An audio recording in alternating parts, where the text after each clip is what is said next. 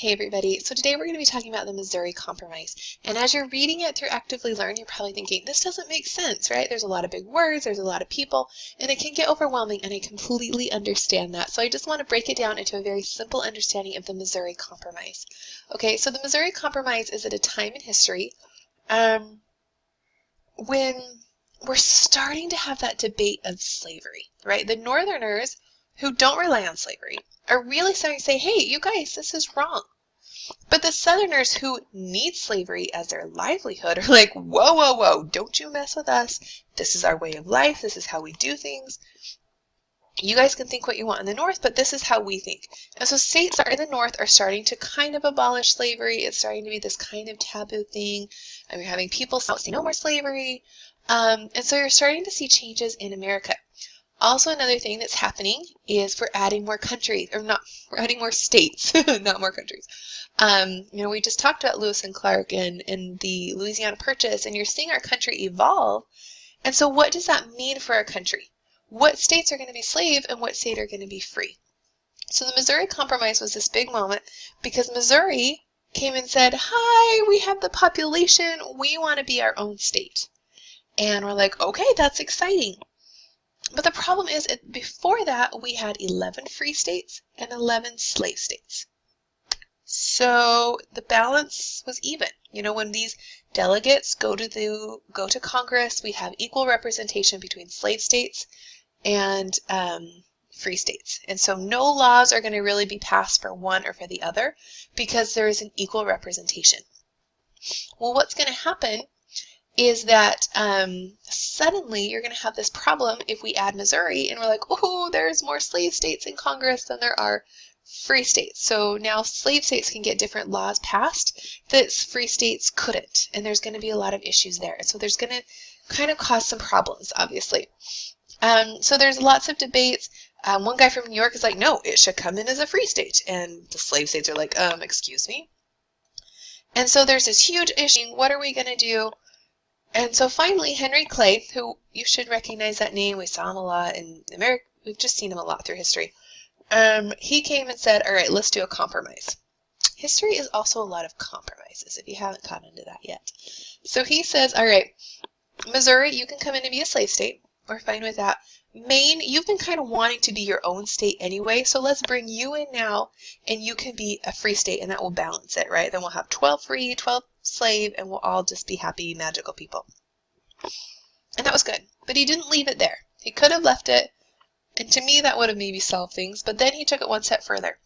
And this is where people get really, really upset. And I'm going to try and see if I can do something kind of tricky here.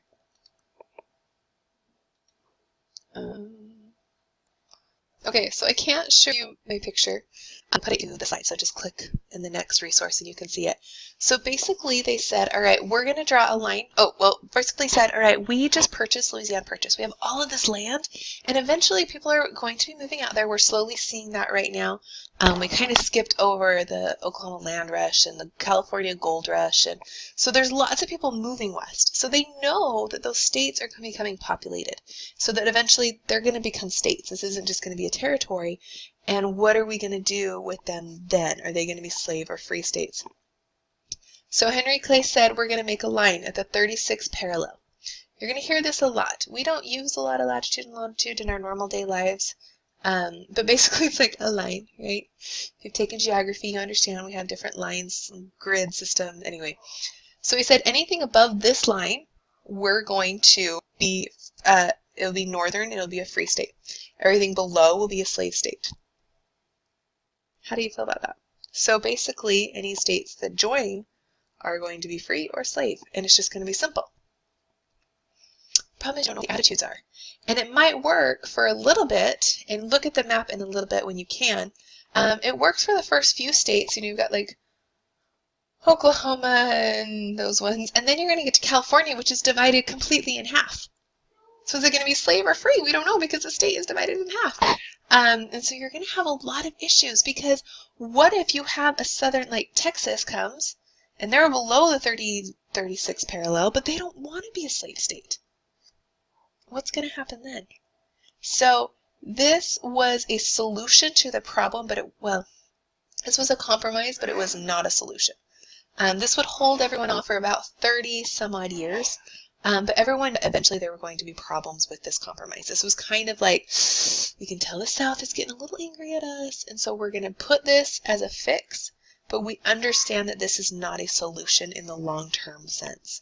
One thing this does, and your reading talks about it a little bit, is the African Americans are saying, not everyone's happy with slavery, and maybe it can end, and they start thinking maybe we can revolt.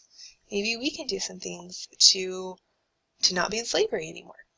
So I think, in my mind, I think it gives them a little bit of hope, but it also is just going to start putting those little seeds of frustration in the Southern mind. Because the Southerners say, we need slavery. It's not necessarily that they're like, we love slavery, like, we want to beat people. Like, I think in their minds, they were like, we need slavery in order to survive. And if you take away slavery, then no longer can we grow our crops, no longer can we have our plantations, and we can make the money and we can survive. It's a way of life for them, and so as we're threatening that, they're going to get very defensive and say, you're threatening our way of life. And so this is just planting that seed where the South is saying, wait a minute, we're not getting a fair advantage here. And we're going to see that over the next probably 50 years as the Southerners just kind of get angrier and angrier, and eventually going to lead to the Civil War.